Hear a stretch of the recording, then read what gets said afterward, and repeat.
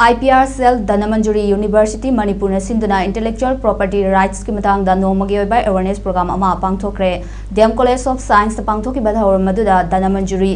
University Manipur ki Vice Chancellor Professor W Sanbabu Singh DM College of Science and Dean School of Human and Environmental Sciences Danamanjuri University ki Principal Professor KSI Birbal Singh Intellectual Property Rights Cell Danamanjuri University की nodal officer professor N Subhash Chandra Singh ना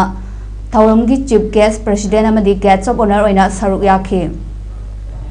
थौरम अदुगा मरी लेना IPR cell Dhanamanjuri university की nodal officer professor N Subhash Chandra ना हाय अनौबा product अमा पुथोकनबा नत्रगा टेक्नोलॉजी सिंह पुथोकनबा रिसर्च तौरिबा रिसर्च स्कॉलर माहिरोय सिंहना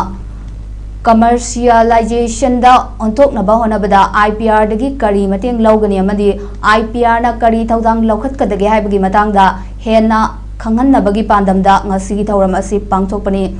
amadi intellectual property rights haibasi kari no haibadu mayek sengna haurakliba mahairoi singda khangannabagi dama technical session ama pangthokna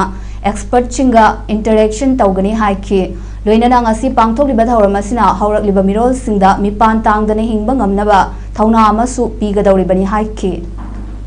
akoigi educational institute academic institute singda kari idamakta darkar uibno haibado madu mayek sengna khangan nabagi damakta amasu ojasingda satrasingda research scholarshipda